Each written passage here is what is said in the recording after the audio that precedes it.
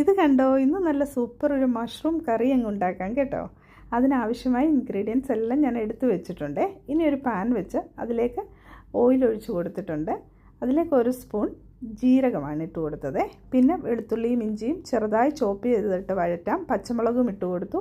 1 സവാളയും ഇട്ട് കൊടുത്തിട്ടുണ്ട്. അത് നന്നായിട്ട് വഴന്ന ശേഷം 1 ടൊമാറ്റോ കട്ട് ചെയ്തതും ഇട്ട് കൊടുത്തിട്ടുണ്ട്. പിന്നെ കുറച്ച് കാഷ്നട്ട് ഇട്ട് കൊടുത്തു. ഇതെല്ലാം നന്നായി വഴറ്റിയ ശേഷം അതിലേക്ക് 1 സ്പൂൺ മല്ലിപ്പൊടിയും 1/2 സ്പൂൺ മുളക് പൊടിയും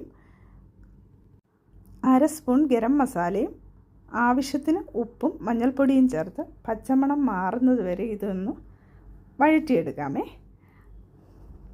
അത് നന്നായി തണുത്ത ശേഷം നമുക്ക് അരച്ചെടുക്കാമേ. ഇനി ആ സെയിം പാനിൽ തന്നെ റെഡിയാക്കി വെച്ചിരിക്കുന്ന മഷ്റൂം ഞാനൊന്ന് വഴറ്റുന്നുണ്ട്.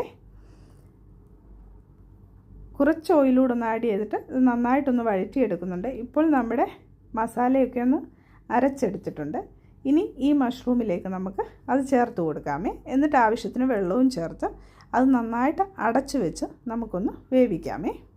ഇപ്പോൾ നമ്മുടെ കറി നന്നായി കുറുകി വെന്ത് വന്നിട്ടുണ്ട്. ഇനി അതിലേക്ക് കുറച്ച് ഫ്രഷ് ക്രീം ആഡ് ചെയ്ത് കൊടുക്കാമേ. കുറച്ച് മല്ലിയിലയും അതിലേക്ക് തൂവി കൊടുക്കുന്നുണ്ട്. അങ്ങനെ നമ്മുടെ super mushroom curry ready. Thank you for watching.